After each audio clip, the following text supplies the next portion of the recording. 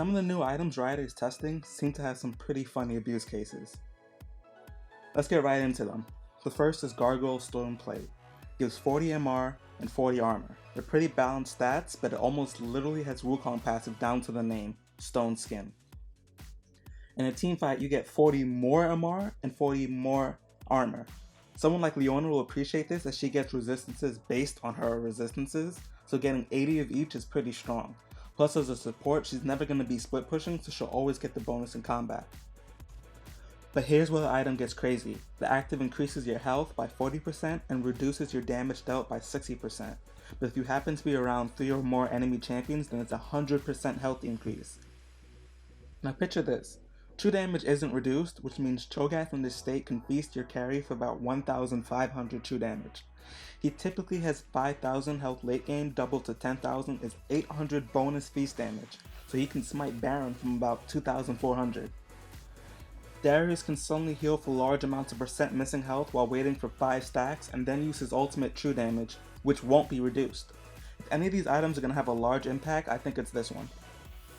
The next item is Adaptive Helm, aka the savior of ARAM. It's essentially Banshee Veil stats, but with CDR, and instead of a spell shield, it grants 15% reduction against ongoing magic damage and damage over time abilities. If you're a tank who felt bad about buying Spirit Visage because you didn't do any healing, well, this is the item for you. Next is the new Guardian Angel, which is positioned to work better on everyone but mages and tanks. It gives you 50% health revive, but it only applies to your base health, so none of the health you got from items, and it also gives AD instead of MR. I think this item has the biggest potential for assassins. So imagine you dive in, you fail to kill their carry, but since you're going to revive there with half health, which is more than before, you'll actually have time to cast your spell, so you become a pseudo Orianna ball which can zone marksman and stop them from dealing damage to the team behind you. Speaking of marksman, they're probably the other class that will get a pretty large kick out of this. Now, the new Banshee's Veil, they gave it Abyssal Scepter stats, which I think might be too strong. Imagine your enemy mid laner now has a free Malzahar passive when buying an item which already makes him a strong duelist. How do you counter it other than never fighting them or buying your own? Akali is begging for the change to go through. Abyssal Scepter now has Banshee Veil stats, which is weird because the Scepter is a tank item now and the Veil is a mage item. Anyway, it increases the magic damage your opponents take, which is nice if you're a tank who has an AoE mage on your team.